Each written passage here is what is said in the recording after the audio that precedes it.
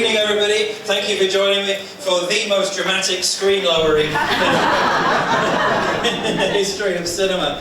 Thank you so much for coming. I know the traffic out there is absolutely terrible, so for those of you that have come a long way, and I know some of you have, I really appreciate it. Thank you so much for being able to make it and being here for the very first opening ceremony of Lytham International 2025. It's really good to see so many of you here. Thank you so much. It's been a pleasure kind of talking to a few of you outside on the way. I hope you've enjoyed the characters that you might have met along the way, and some of the guests from films as well that you met along the way as well. We've got lots of people here. We've got people from businesses, we've got filmmakers, we've got creatives, we've got people from education, we've got general public. We've got slices of everything that's here, and it really, really does mean a lot for all of us that you're here. So thank you very, very much. This year, Lytham International is showcasing almost 200 films, almost double what we've shown in the past. Bold stories, original stories, all across the globe. People from all over the world come, and people from all over the world showcase their films with us. But it's not just about global talent, it's also about a celebration of our own community. And we're very proud to support local talent, and you will see some of that this evening as well. We launched recently the Foot in the Door programme. We launched it last year to help new and emerging filmmakers get their foot in the door in the industry, to help to launch them. And we've been providing platforms for emerging voices, helping us create opportunities for people who face barriers, especially for entering the film world and film education. It's all part of what we do behind the scenes and all part of what we do as a non-profit organisation as well. And it's only been 3 short years that we've been running for as well.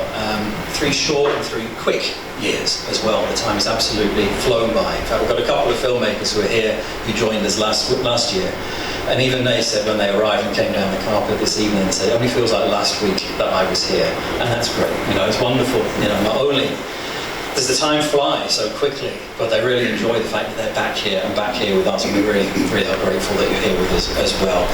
I'm very, very thrilled to announce that we've just been notified that Lytham International Film Festival has won Film Festival of the Year at the Manchester and North West Prestige Awards.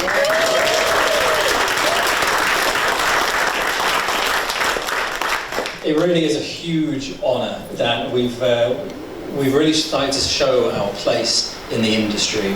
To get that award, we have been against.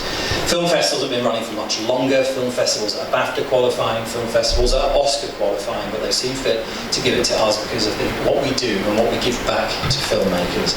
So it really, really is a huge honour, and it's also a testament to all of the hard work that our team brings every year to put this on.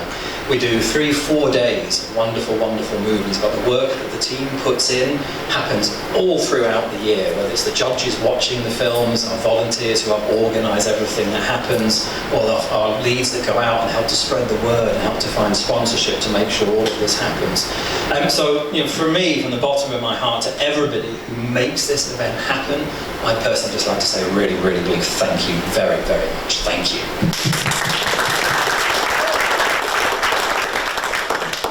Just a couple of other thanks as well. I'd very much like to thank Stringers. If you know Stringers from Lytham, wonderful department store. They supply us the fizz that you've been enjoying this evening. So thank you very much to them. Of course, to Loud Pavilion for their wonderful new building for hosting us every year, and to Filed Council as well, who are joining us this year as well for their continued support. They're very big advocates of what we're doing, and it's great that we're now starting to work with them as well to start to develop community outreach programs as well, and initiatives that make film and film education more accessible to people. So thank you very much to all of you. Now, before we begin, I'd just like to show a short trailer for you that just gives you a little bit of a taste, a little bit of a flavour of the sort of films that we're going to be showing across the run of the festival for the next 3 days. So I hope you enjoy it.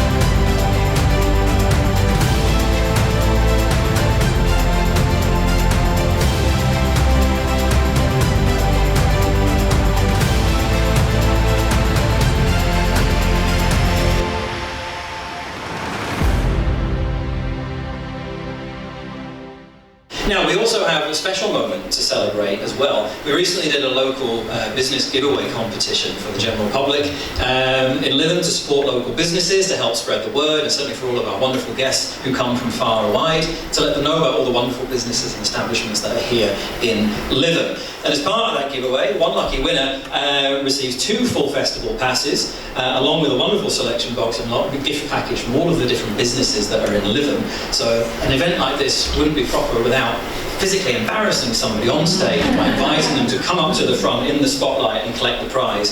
So a big thank you to everybody who made that possible, but please join me in congratulating Emma Bridges, who won the competition. Emma, if you are here, if you could please come down, and I will give you a prize.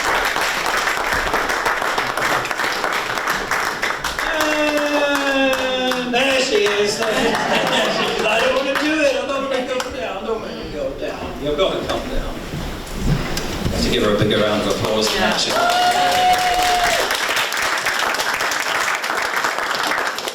Here she is. Emma, congratulations. Thank you so much for coming and joining us and being a part of it. I won't let you do a speech unless you want to. Okay, that is for you. Thank you so much. Congratulations. Enjoy it. All right, thank you. Emma Bridges. So thank you to the businesses that supported that competition. Stringers, Savannah's, Fascination Perfumery, Elvin's, Divino, Bankhouse Chocolates, and Shells of Lytham. They're all absolutely wonderful. Do please check them out if you've never been to any of them before.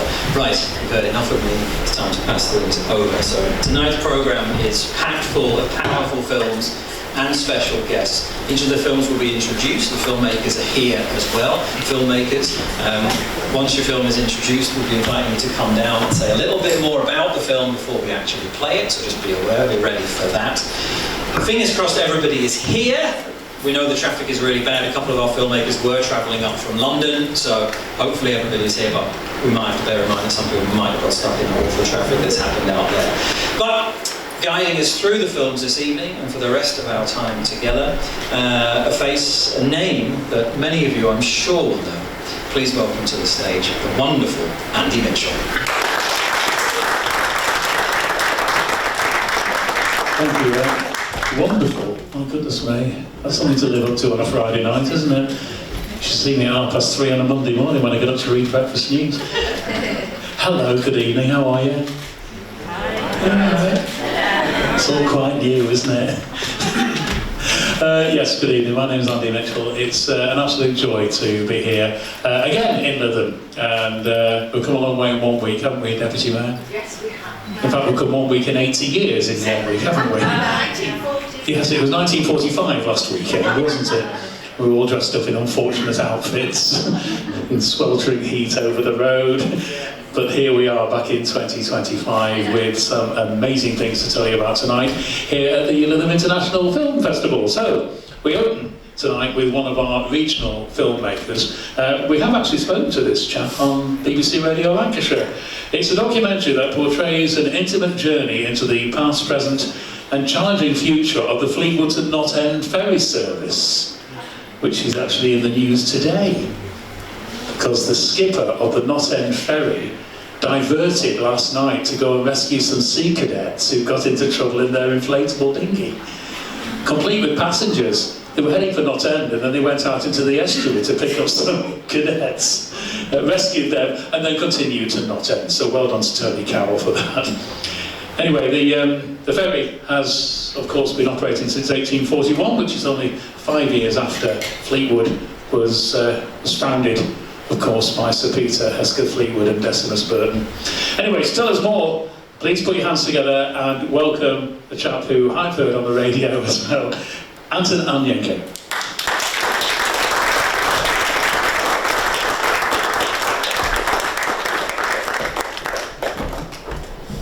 Hello. There you go. Thank you. I hope you enjoy the film this evening. I was compelled to make it because I'm not originally from the area, and I moved up here a few years ago after university. My mum had moved. I'm originally from Stockport, and my mum had moved while I was at university, and I just fell in love with the place, and I recognised the history, and most of it sadly has disappeared. And the Fleetwood's Notting Ferry is one of the last things that still connects to that past that is, you know, that our ancestors and the people who came before us followed. Sadly, this ferry could disappear next year. It's not been confirmed nor denied by the council currently, by Lancashire County Council and Wire Council. And there's currently a petition to hopefully prevent this from happening. But yeah, I hope you enjoy the film. And yeah, thank you.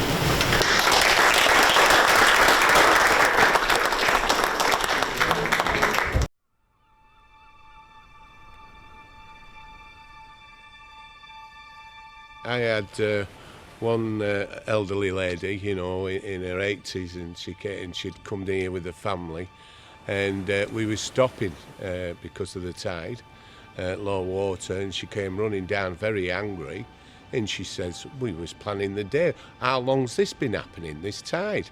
And I said, well, since the moon's been in the sky. And I said, I want around then. So she said, when my father brought us as children, this tide was in all the time. I said, all right. I said, well, your father probably got, in all the local papers in them days when they got off the trains and things like that, was a tide table. That's quite a history lesson now, wasn't it? Marvellous. I live over the road from the ferry, so we watch it all the time, backwards and forwards. And it's 5 minutes to get there. And when the ferry's not running, it's an hour and 5 minutes and 15 miles. It's a long way round. So, it's an interesting bit about being hijacked by a man from Burnley, wasn't it? Did you pick up on that one, Deputy Mayor? The weekend's still young. Right. On to our next film.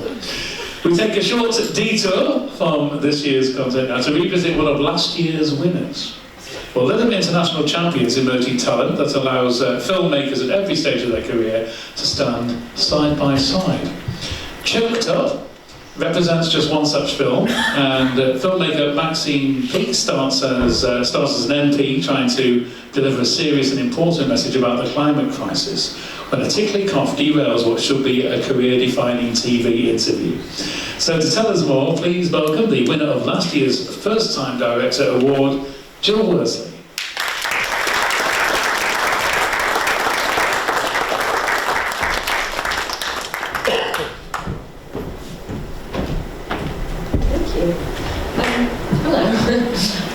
I was supposed to think of something to say and I didn't because I was too busy watching that film and enjoying it. It's lovely to be back here. Choked Up was the end of our festival run that we were here in London last year. So I actually haven't watched it for quite a long time. So it's going to be really nice to see it again. And I think it's been introduced quite well, so I won't say anything else, I'll just let you watch it. Thank you. You're joining us from Iceland. I gather you've been looking at the possible effects of global warming on the glaciers. Yes, Robert. For far too long, this country has stood on the sidelines while our planet burns, both metaphorically and literally. What is she doing?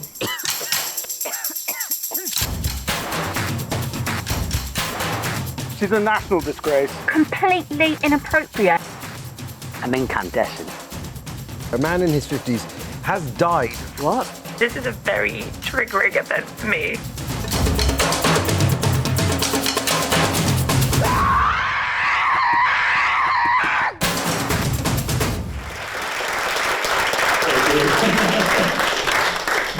News isn't like that all the time, honest. If at all. Well, not in my world, anyway. That was terrific, really enjoyed that. Maxine Peake, do you remember her in Dinner Ladies? That was one of the first things she ever did before she ever became famous. It was 25 years ago, longer. But, what a fabulous actress. Right, our second Lancashire filmmaker now, and another runner-up, up-and-coming director that we're proud to be able to support here at Lytham. On November the 5th, the young boy expects to miss the bonfire. Unbeknownst to him, however, tragedy is occurring, and this will be the night his life changes forever. Well, to tell us more about this film, Bonfire, would you please welcome Jake Marr?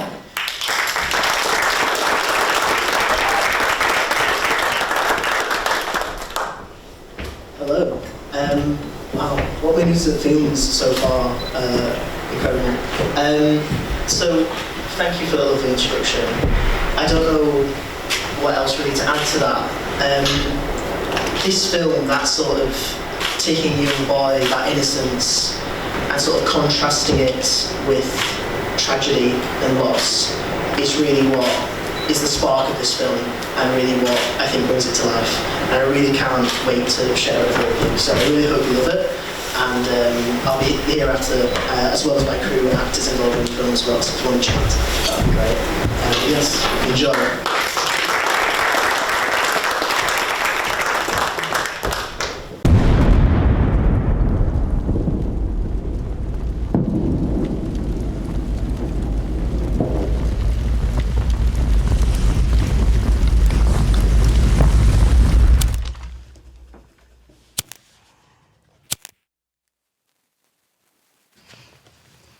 Hey.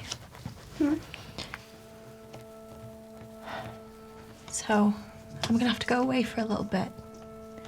Won't be long. When will you be back? Give me a hand. I don't know just yet, but I promise it's not gonna be long.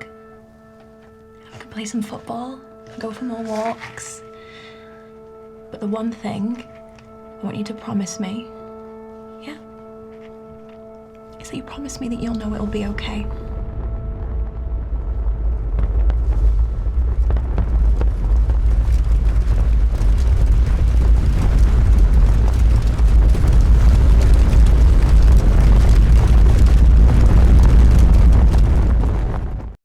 Our next guest needs a little introduction.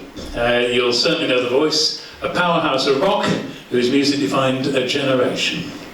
A renowned singer and songwriter, he shot to international fame with the hits and Thelma's Fire, Man in Motion. Do you remember that? Yeah, 1980s, wasn't it? About 1985. A song that became a symbol of triumph and resilience. But tonight we celebrate another side of his artistry. As a filmmaker, will you please welcome to this stage, wow, I can't wait to see it, Mr. John Parr.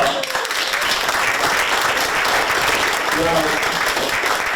Hero time. Played his song for years, right? Don't worry, I'm not going to sing.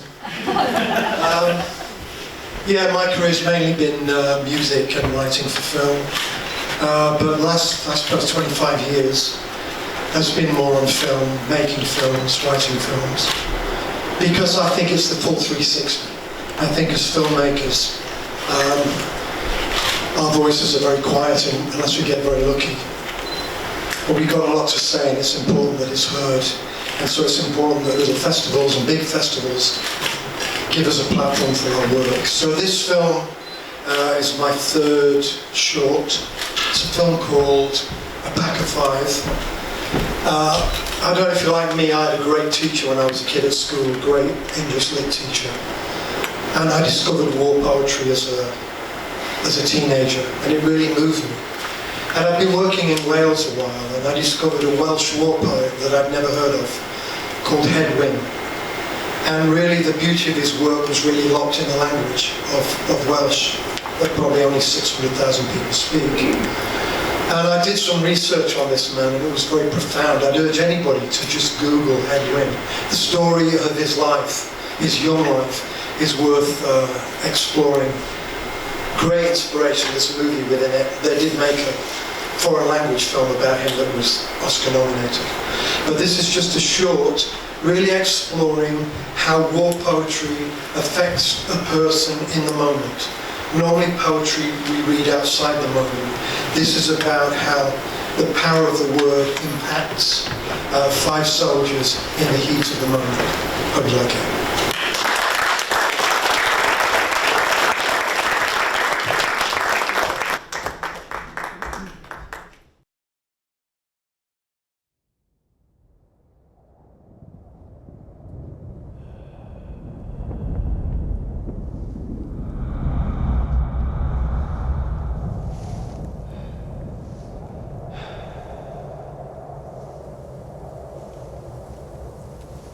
Are you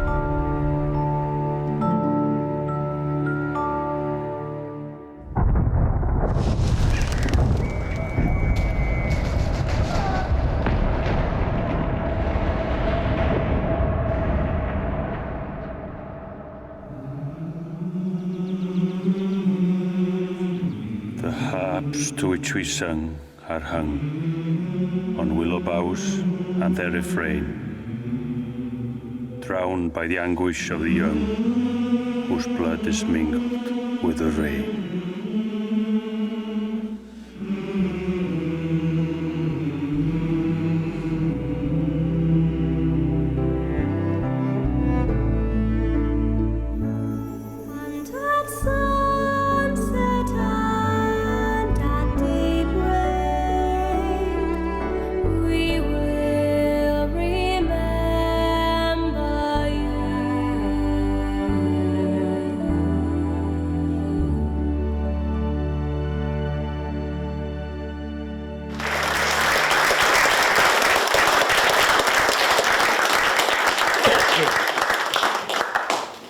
Let's change the tone.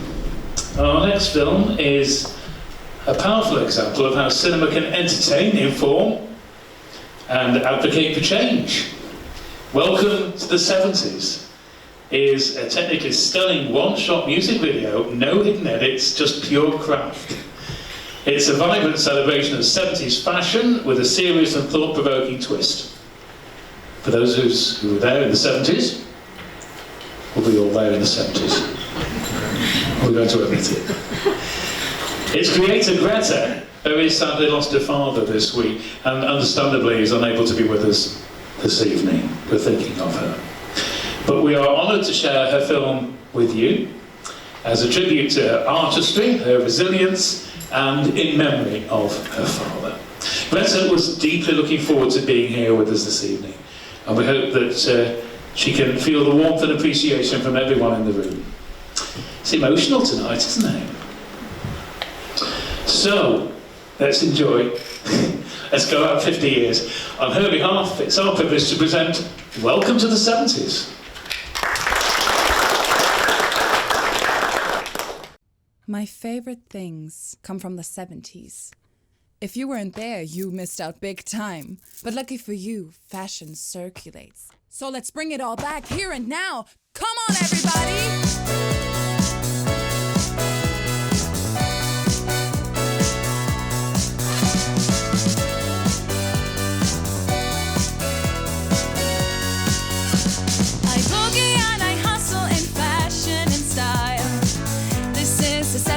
It's a comeback, alright.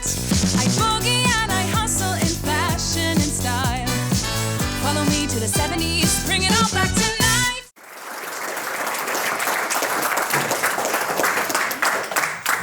Well, that one's off in a different direction, isn't it?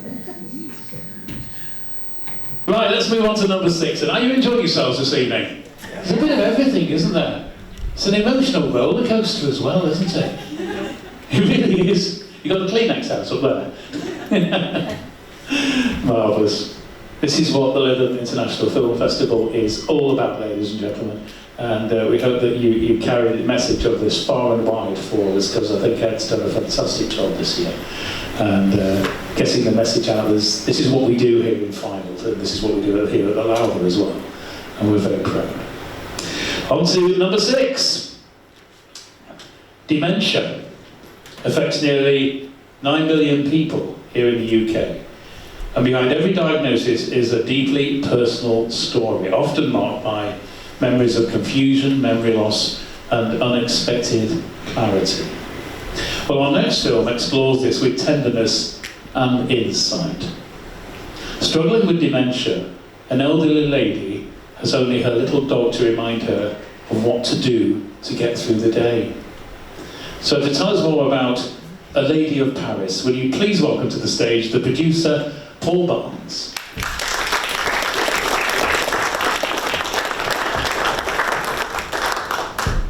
Good evening, everybody. We all know somebody that lives on their own, it's lonely. We all know somebody that has dementia. And if there are no other human contact on the other side of that equation, what about if there's a pet? And particularly a dog. Dogs are very intuitive and they're very, very loyal. It took me a year to put this film together. The script was written for the actress Rosemary Lanahan, who plays the part, but I had a head wreck trying to find a dog. And then when we found a dog, we trained it for 4 months. So we're very proud that the dog that appears in the film, there's no CGI, the dog does all the parts, it acts really, really well. The film really is about caring, it's about isolation, it's about loneliness, but more importantly it's about companionship. And I think, and even though we touch on dementia, there is humour in the film as well. So I hope you enjoy it. Thank you.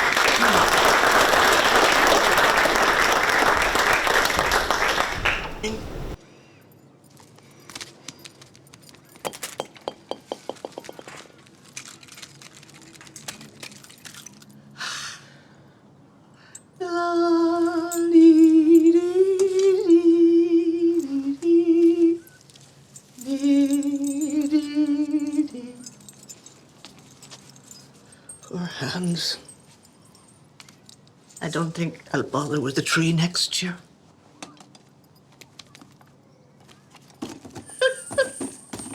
You like that, don't you?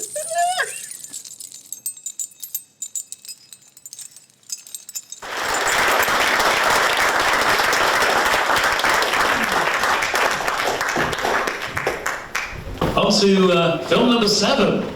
We're rattling through them. NFL coach George Allen once said, "The future is now." Well, with the rise of technology and the speed at which the artificial world is increasing, that phrase has never been more apt, has it? Of course, technology isn't something to be feared, or is it? In our next film, an innocent television advert for a family-friendly recycling bin becomes increasingly bizarre when the father decides to recycle more than just household waste. Discover a brand new way to recycle with Benji, the household waste disposal unit from Binco. It's the future. Benji is perfect for the modern family home. Look, see how simple it is to operate. Using sophisticated technological wizardry, Benji deatomizes your household waste, sending it back out into the ether.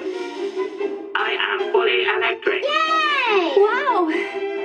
Indeed, Benji is capable of recycling any material in the known universe. Of course, there is no need to empty the unit.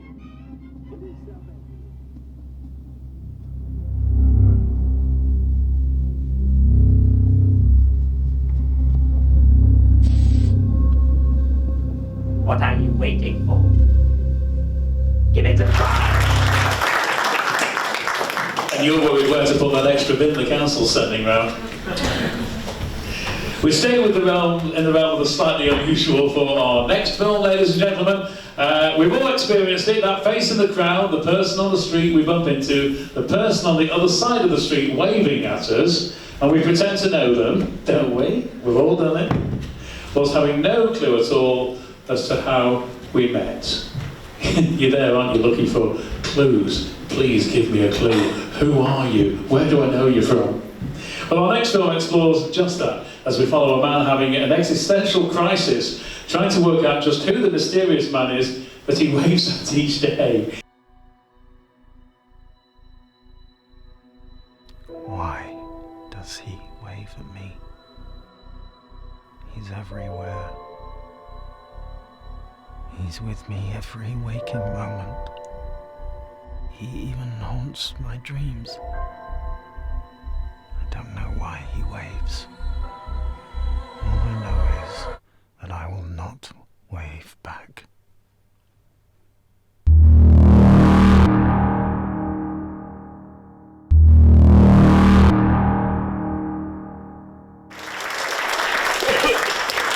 I thought you was about to trade him in for the delivery man at first. And you did as well, didn't you? The bus driver waved at me the other day. But then I was driving the 11A going the other way and I waved back. It's a code among bus drivers, isn't it? They have to wave at each other. Okay, for our final film tonight, ladies and gentlemen, and before we invite all our guests back onto the stage for the discussion, we bring things home to the Fylde coast, which is good. Much like our festival director, our next filmmaker once trod the very boards of the Lowther Pavilion Theatre as a youngster. I trod the boards of the Lowther as well, years and years ago. It was fun. I was a very, very large Hopcroft Miner in The Happiest Days of Your Life in 1984. Ridiculously 6'2" tall then, and wearing an outsized Montgomery School blazer. Does look the part. Oh well, he's now making quite the name for himself in the industry. He is our next guest, although his career has taken him to pastures new. He recently returned to create his next project, Blackpool. After 30 years of too many downs and not enough ups, it says here, on life's roller coaster, which of course is what Blackpool is famous for, Billy embarks on a final lost weekend in the funfair capital of the North. Will you please welcome the star of the film, Andrew Ellis.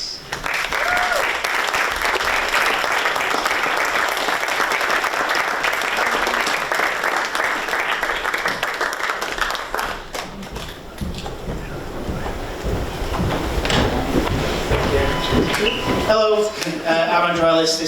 I'm an actor in Blackpool and one of the producers. This is Jamie Shelton, one of the other producers, so I'm delighted to talk to you. Oh my God. Yeah, we're really looking forward to showing you guys this film. Obviously, yeah, we're bringing all things back around. A film set in Blackpool. It's a working class film made by working class filmmakers, which was really important because it required that everybody had a connection with Blackpool at some point in their lives. It's integral to the story, and that's what it required, just passion and just wanting to get this story told. And it's a men's mental health story as well, about a guy who, goes to Blackpool to take his own life because he thinks there's nothing else for him, but in that he finds a reason to live. So yeah, this is Billy's story, and yeah, we hope you enjoy the film. Thank you.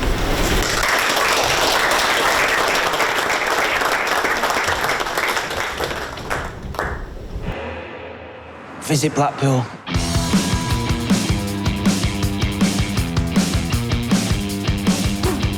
Visit syringes in the sea. Visit Carlin, 179 a pint. Visit Fish by Noon. You used to say I was your main squeeze. Now I'm feeling like you hate me. You agitated and you break me. It all changed cause the L-O-V-E-R-S-D-E-D. Visit pleasure, poppers and pills. Visit blades and tracky bottoms. Smackhead, pit bulls and benefits. It all changed cause the L-O-V-E-I-S-D-E-D. Visit hope sucking slot machines. Visit Scream if you want to get off. Back then we was good as love, just the same as any couple was. Netflix that I shouldn't watch if you wasn't there, so I'd put it off. Visit Blackpool. Pull it off till I see you in it and then pull it off. Wait. Want a bag? Whatever. Bag for life.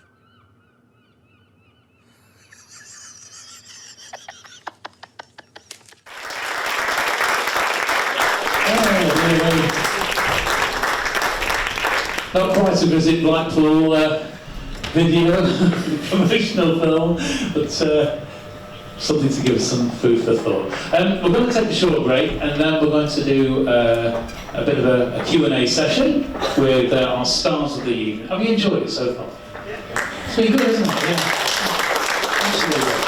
I'm absolutely thrilled as well to have been asked to do this. Very privileged as well to come back down into Lytham from the other end of the coast from Hyland to present to you this evening. So I'm going to consult with Ed. The screen's going up. Magic, isn't it? And if we can invite our VIPs and our directors and a couple of stars as well to join us on the stage. I've got a few questions to get the ball rolling first of all, but let me just introduce you to who we've got. We've got Anton, who was end to end. That was our very first one.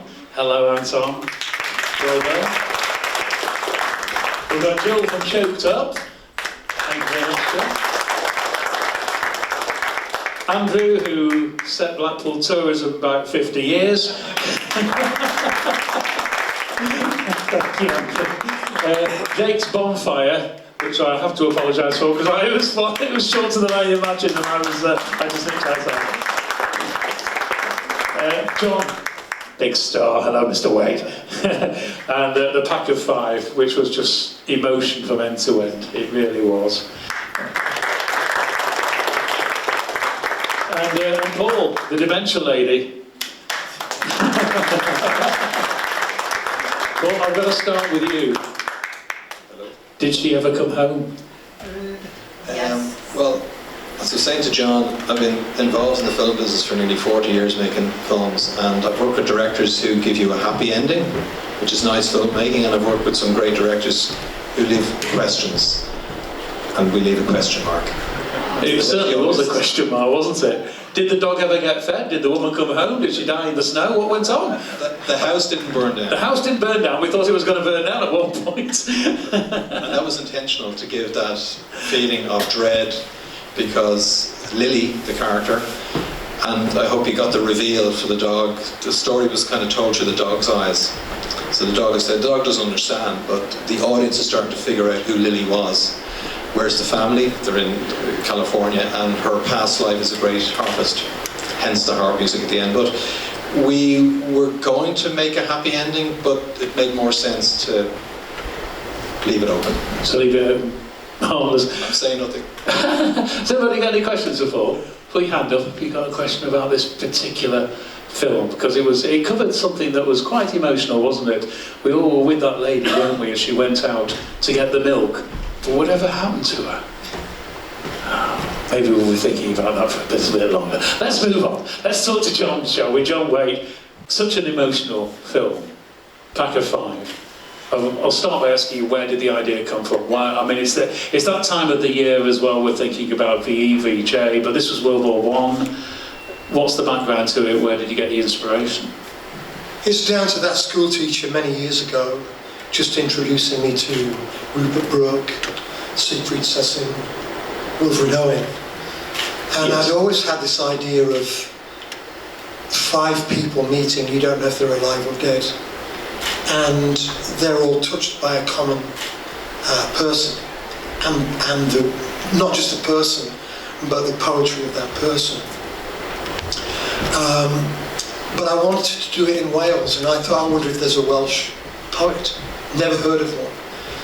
And he just came to me. I literally did a little bit of research, and this guy, Ellis Humphrey Evans, I mean, I hope we tell the story in the film, but you get the flavour of what this man was. It's all that's true. Kind of the characters are somewhat fictionalised in the film, but everything they say is true about the man. And I think, you know, here we are again, you know, in this world where, you know, I did a concert in 1992 in the Bosnia conflict for UNICEF. And some of you are probably too young to remember that far back, but the children, when I did that concert, I used the photographs of paintings of the children.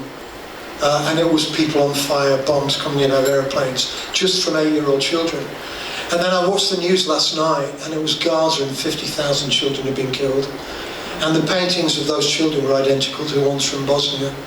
So I feel something of a little quiet voice. What can we do as songwriters, screenwriters, filmmakers, other than try and stop and make people think for a moment? And maybe, you know, you never know, you change one person, you light one lamp and that lamp lights another, and suddenly the world's lit, hopefully.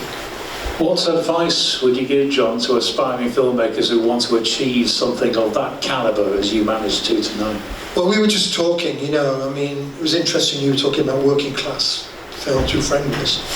This is very much a working class film. I mean, hopefully that film looked like it cost a great deal of money, and it didn't.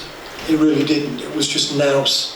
And, you know, my friend Gary, you know, we actually took the trees down from Yorkshire to Wales to do it in a van, and, you know, it was really, you know, muck and dust to do it. The advice I would give is the script is all, it's the cheapest part of the process. Work on it, sweat on it, bleed on it, and be absolutely truthful. As soon as you start to put any artifice in, everybody will know. Either a film buff or just an ordinary person. Truth always rings true. So, and how did your choice of actors take to the roles you gave them? I was so lucky. We filmed in a little village in Wales, and I wanted everything Welsh. There was only 2 people non-Welsh, so all those actors, the Frenchman, the Geordie, the Yorkshireman, they were Welsh people, so they were remarkable. The young boy, Archie, with the toes missing, he'd never been in a film before. So that was his very first role. But the man who played the sergeant, he was the only one I'd not had the audition tape for. So I wondered how good he was, and I remember that great speech he does that to me is in the Anthony Hopkins level of acting. And the sound guy just went, best actor you've never heard of. Yeah. And it just made me think, yeah. You know, but he had that 1914 look about him as well. Yeah, he doesn't look like that. It was just, I think because they were Welsh, because the whole crew, tiny crew, and the actors all knew, they taught about Hedwyn in school in Wales, so he's kind of sacred. So I was kind of, you can imagine an interloper, a British English guy. Yes. Because it was sacred to them, that's why it does that on film, because they were almost reading the gospel. The emotion was there. Yes. It really was. I think it left all of us with, well, I left a few moments at the end because the emotion was getting to me, and you just can't just jump straight in on the back of something like that. It's what we call a non-clapping ending. You know, it's when you do a song and they don't clap. Because people are stunned a bit by it. I wandered on and I thought, I don't know what to say here. I think I just said wow, didn't I? But the emotion was just wow. John, thank you very much. Thank you. Absolutely brilliant. Let's talk about Bonfire. Awesome. Short and sweet. Yep. How many minutes was it? 6. 6. It seems shorter. That's a good thing. Jay, tell me all about Bonfire. How did it come about? So, Bonfire, I mean, like with most films, it goes on a long journey of development and screenwriting and trying to get that idea perfect.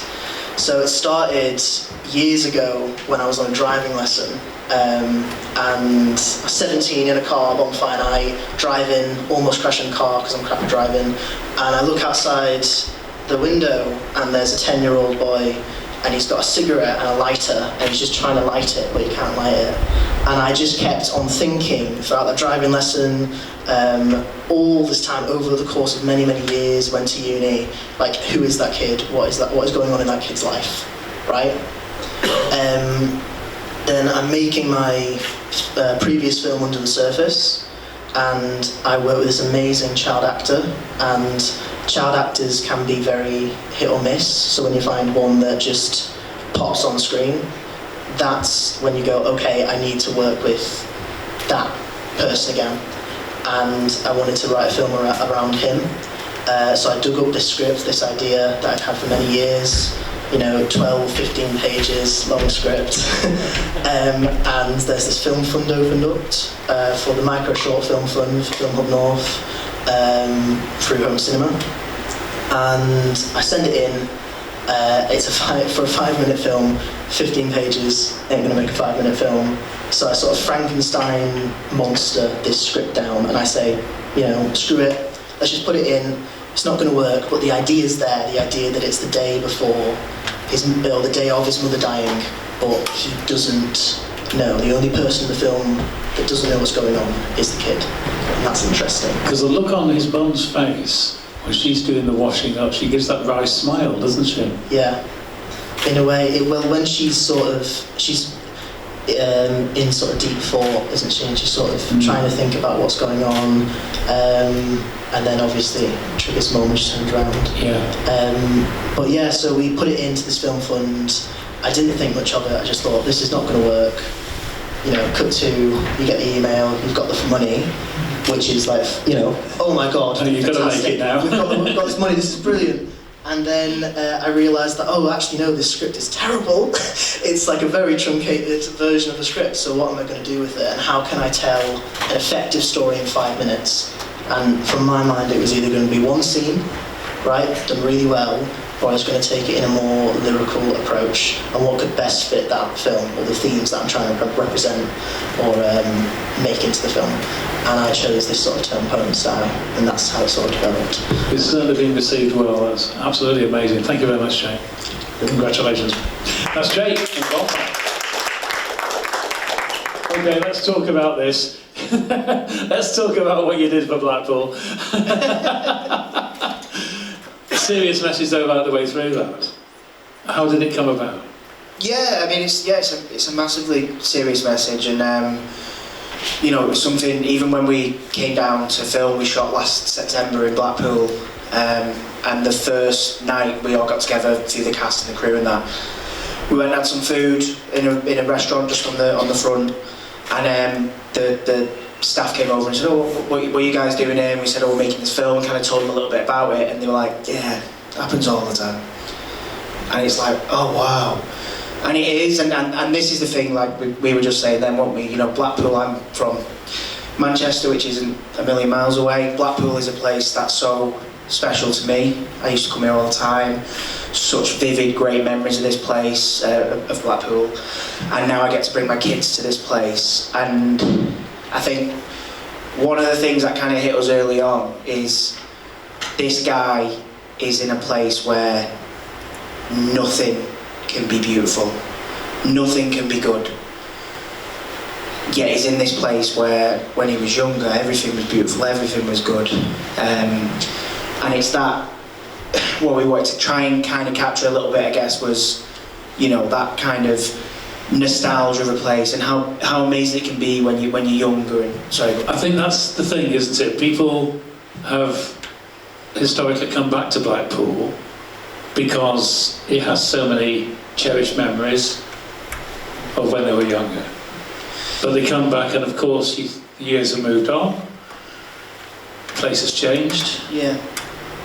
Yeah, I mean, I'd like to say, I remember kind of coming back a few years ago with my eldest when she was really little, and walking along the front, and she's sort of looking at the lights and looking at all the amazing stuff that, like, I would have been doing at her age. Yeah, as a father, I'm holding her and going, "Oh, let's not walk next to this guy," you know, and kind of looking out, and that's what it is.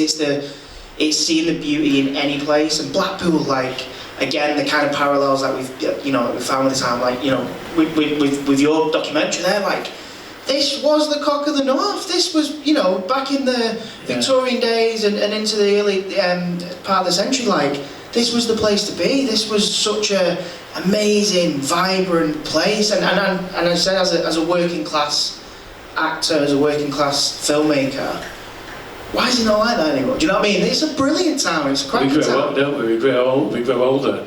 I'm a Blackpool boy, born and bred, as you know, and there's a certain thing that you hold on to, especially when other people are talking about Blackpool, and when you see people doing it down on social media, and you rush to its defence because it's everything. It's everything you want it to be. Yeah. And another thing that we can, and again, you know, I love Blackpool.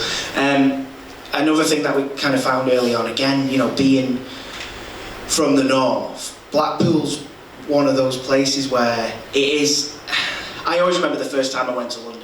Sat on the tube in London. I was about 15, and like this punk rocker got on the tube, and I was like, what? Like, because it's so different to what I experience in my little council estate in Manchester, and I'm like, why is nobody pointing at this guy and going, "Oh, what are you doing?" Blackpool's like that. Like, Blackpool, you've got like funny girls, drag queens, this is it. Brilliant place like that, where, like, where does that happen up north? Do you know what I mean? This is the last kind of bastion of just freedom. People come here to let their hair down and have a good time, and I was talking to somebody who got the tram from North Station. They'd come up on the train, got onto the tram, and coming down Talbot Road, welcome to Blackpool. First thing he sees is a 12-foot tall transvestite. Yeah, exactly, wicked. In claw-upping boots, stood outside the bar, laughing and joking with the locals. And I said, that's Blackpool. That's the heart and soul of Blackpool.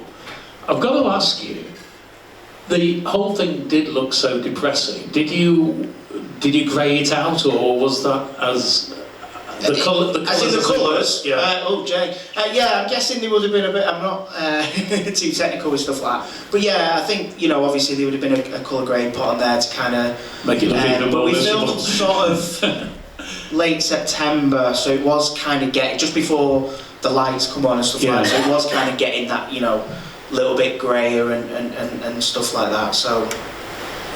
But yeah, and I know you said, you know, it's a great tourist for Blackpool, but that's the thing, you know what, this lad finds something in the town, in the parrot, and in the people that he meets. You know, it is meant to be uncomfortable, What the saving part? Yeah, the writer loves that line. Well, it wasn't his. It was his partner's. She was the only line. She kind of went, "Oh, what about this?" And he, yeah. But no, like, sorry, I've lost my train of thought now. Paris. It's meant to kind of make you feel uncomfortable, and when you're watching it, and this guy's, you know, to me, and how I kind of played it as an actor. Them attempts that I can't quite comment, because there's nothing funny about death by suicide.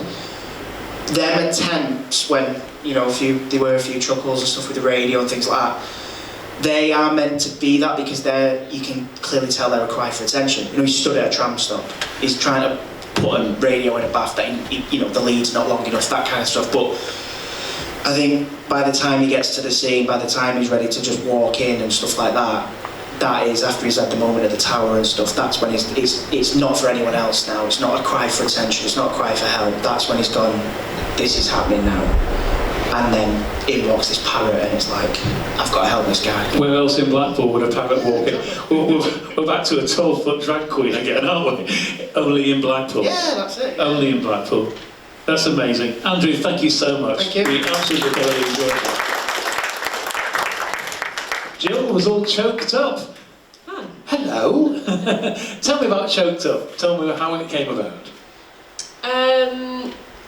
It actually came about through I only started writing during lockdown, and I got into it quite quickly, and I was like, I need to. I'm no spring chicken. I need to get good at this quick if I'm going to do it. So I started entering screenwriting challenges, which is basically where you're given, you know, 48 hours or a week. You get given a genre and a location and an object, and then given a week to write a 10-page script. And I got political satire, which I was really upset about, because I just thought there's absolutely no way that I can do that. Iceland and a cough suite, and so, and then yeah, I think I probably spent about 5 days going, can't do this, ridiculous idea. And then that idea came to me, and it was the most fun I've ever had. It looked amazing. I mean, but it took exactly what's happening in the media and just give it another 150% on top, didn't it? It was quite a cathartic process. You can imagine newsrooms all over the country doing exactly the same thing, but probably a little bit more thoughtful, but maybe not. Absolutely brilliant. And how on earth did he manage to land St. Maxine of Peak?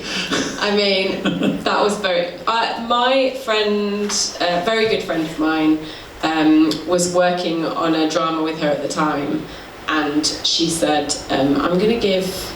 I sent the script to her for notes, and then she said, I'm going to give it to Maxine, I think she'll really like it. And she never, you know, she'd been saying that obviously she doesn't do as much comedy anymore. You know, she started on Dinner Lady, she's a brilliant comic actress, but she's been doing quite a lot of serious drama.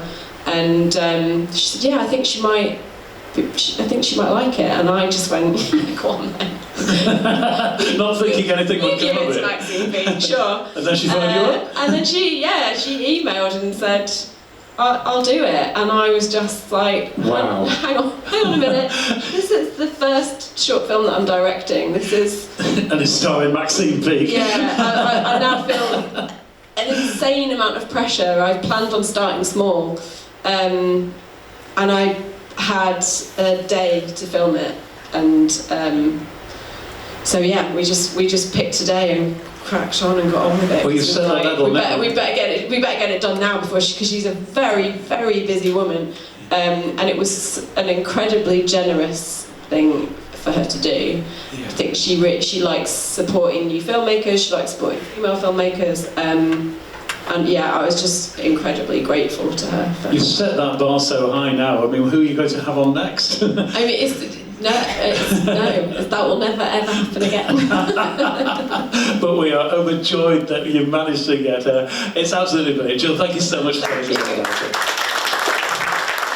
And finally, let's take a trip up to my hometown of Fleetwood and talk about the Knot End Ferry. Close to everybody's heart, isn't it? It really is. Anton, you've told us all about it on the radio. I think you spoke to Sharon Hartley, didn't you, a few weeks ago? Yes, I did. Yeah. It was great speaking to her.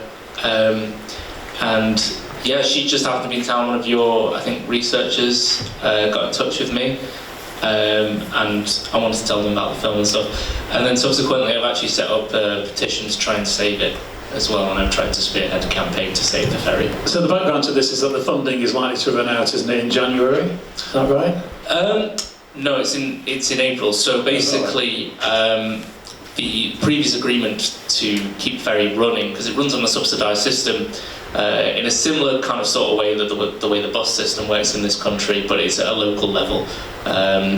And yeah, basically that was agreed in 2018, and obviously we've had a whole COVID pandemic, and we're currently enduring a cost of living crisis, so I can't say for certain that it will be renewed.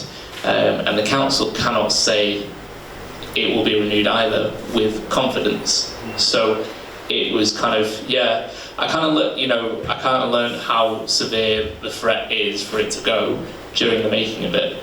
And then it was more recently, I read through notes that my local Member of Parliament, Lorraine Beaver, and had issued with, she'd stated it on her website, and it was basically saying that they got no clarification or response, so it seemed pretty dire. So it was time to do a film all about it.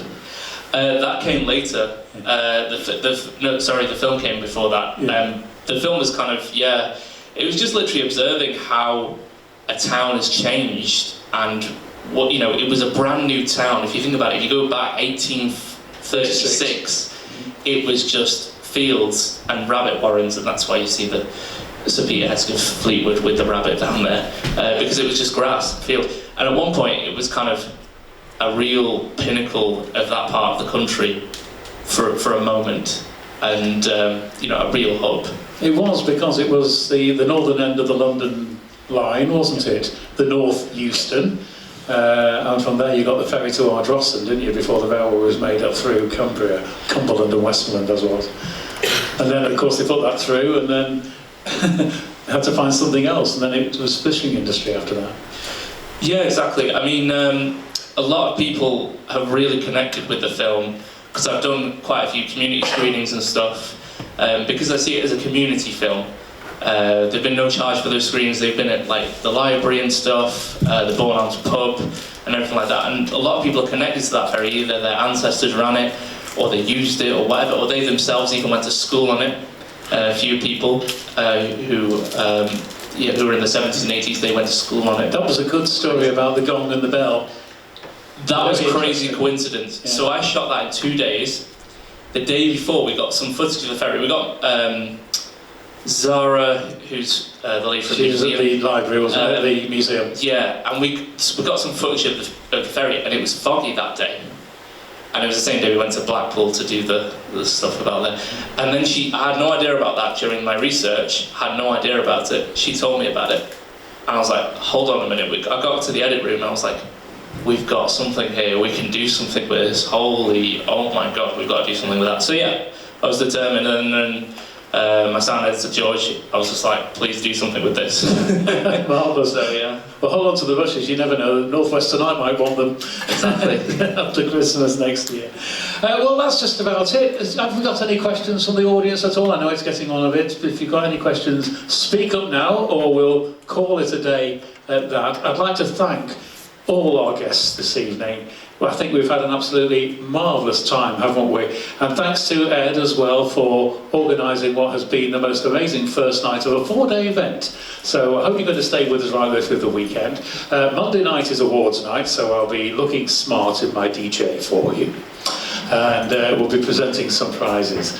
But on behalf of all of us tonight here at the first night of the Lytham International Film Festival, on behalf of Ed, I'd like to say thank you very much for coming, and from all of us, good night.